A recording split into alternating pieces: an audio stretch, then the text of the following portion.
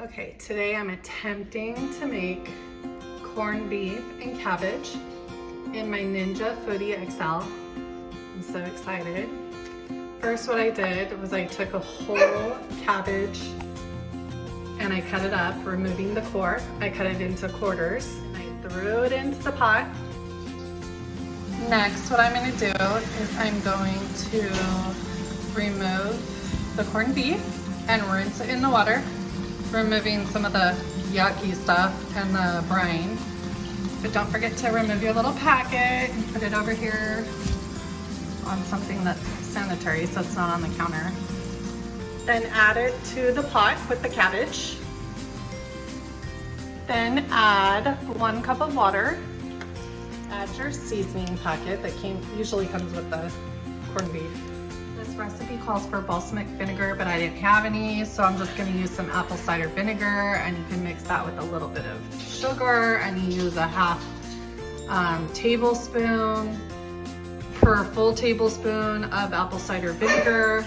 So we're going to pour in 2 tablespoons of sugar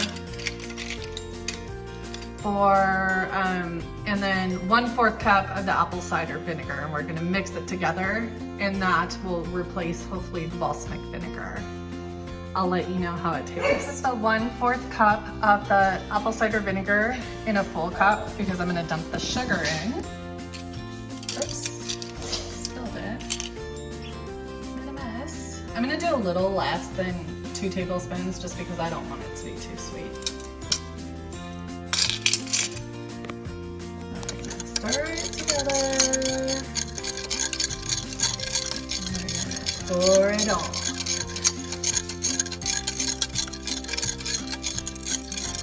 Put it in the pot. Then we're going to move this little gadget over for high pressure, and we're going to put it on here for 7 minutes. Wish me luck. I guess it's just preheating. But I don't know, when it says pressure cooker, it freaks me out because I'm afraid to get burned. Okay, so we're gonna let that cook for 7 minutes. Looking good. See all that steam? So it says to remove the cabbage. So I'm just gonna put it on a plate. Really what you're supposed to do is remove the corned beef, but I'm moving, and I have a little forky fork to get this bad boy out of the pot, so I'm not gonna chance it falling and burning myself. So I'm just gonna pull the cabbage out.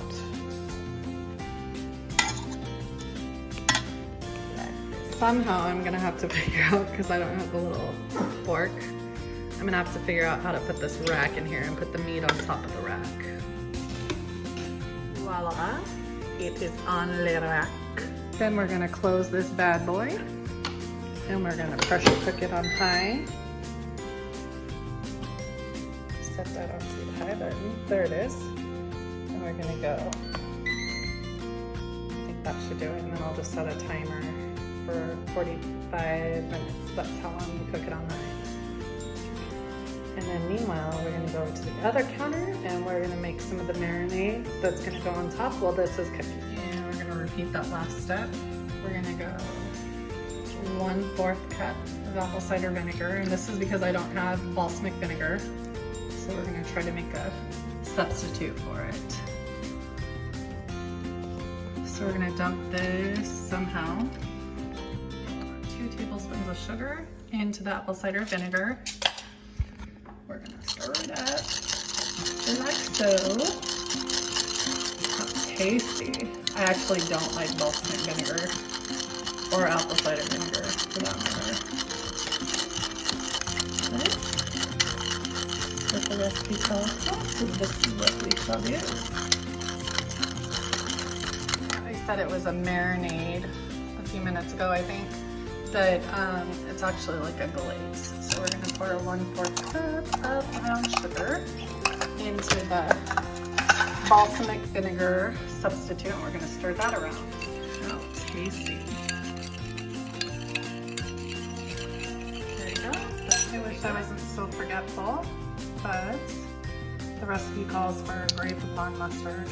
This is all I had was yellow mustard, so we're gonna put 1 tablespoon into the glaze, and we're gonna stir that in. This recipe calls for 2 pounds of peeled and cut carrots, but I think that's extreme. I think I would do 1 pound at the most, because it seems like a ton of carrots, and we're not little rabbits, so I'm just gonna go with 1.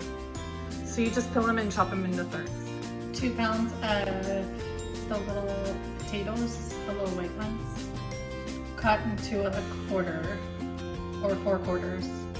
If you're in a wheelchair, like me, take time to pet the pooch and watch him roll his little fat ass on the tile like this. You enjoying that, sticky wiener?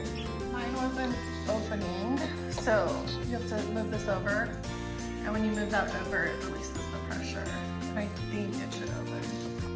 Yep, sure enough. Move this bad boy from the pressure cooker and set aside. We're removing the basket. We're gonna put carrots out. Make sure it doesn't splash because that burns. And then we're gonna layer the potatoes on top of that.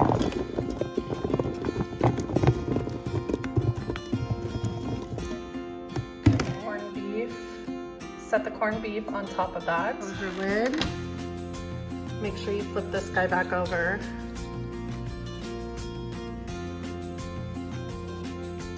Turn on. And cook it on high for 2 minutes. After about 2 minutes, you should hear the pressure building up and it's boiling again. So then we're just gonna stop it because we only wanted to do it for 2 minutes. And that's of course after it preheats for 10 minutes. I think it's about 10 minutes. So you have to do that and then you let it cook for the 2 minutes. So we're gonna stop it and we're gonna release this little. And then set your timer for 10 minutes and let it just steam for 10 minutes on its own.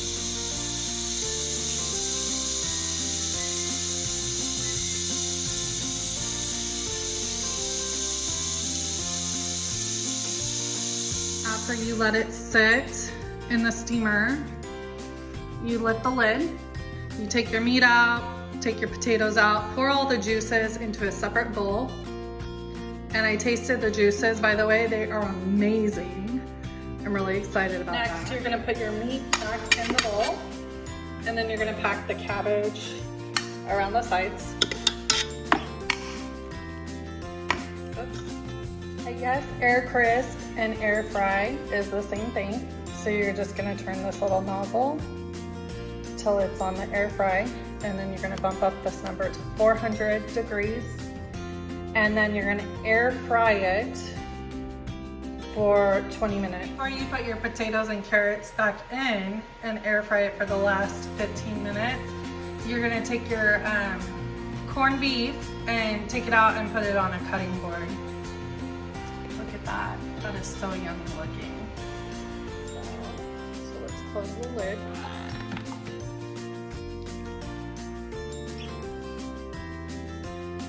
Put it on air fry at 400 and start. This says 20 minutes, but we're gonna set our other timer for 15 minutes so we don't forget. Out of the crock pot, put it in a pan or on a dish. I put it in a pan because I'm moving and I don't have a long enough dish. And voila, as my grandma would say, oh my lawn.